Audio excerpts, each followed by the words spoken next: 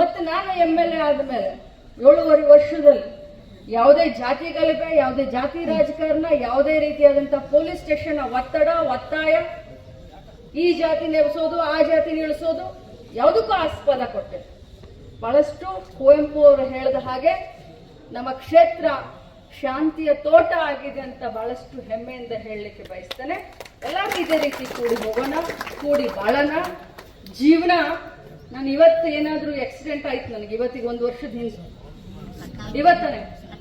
ಇವತ್ತು ರಾತ್ರಿ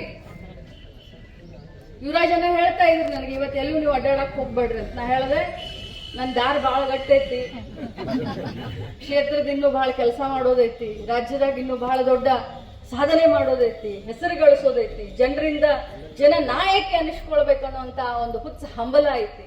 ಸಿದ್ದರಾಮಯ್ಯ ಸಾಹೇಬ್ರಿಗೆ ಇವತ್ತು ಜನಪ್ರಿಯ ನಾಯಕರು ಅಂತ ಹೆಮ್ಮೆಯಿಂದ ಹೇಳ್ತೀವಿ, ಯಡಿಯೂರಪ್ಪ ಸಾಹೇಬ್ರಿಗೆ ಜನಪ್ರಿಯ ನಾಯಕರು ಅಂತ ಹೆಮ್ಮೆಯಿಂದ ಹೇಳ್ತೀವಿ. ಹಂಗ ಮಹಿಳೆಯರಲ್ಲಿ ಜನಪ್ರಿಯ ನಾಯಕಿ ಅಂತ ಹೇಳಿಸ್ಕೊಳ್ಬೇಕನ್ನೋಂತ ಒಂದು ಹುಚ್ಚ ಐತಿ. ಬಹುಶಃ 1 ವರ್ಷದಿಂದ ಏನಾದ್ರು ಹೆಚ್ಚು ಕಡಿಮೆ ಆಗಿದ್ರೆ ಇವತ್ತು 1 ವರ್ಷ ಜಯಂತಿ ನೀವೆಲ್ಲರೂ ಮಾಡ್ತಿದ್ರಿ.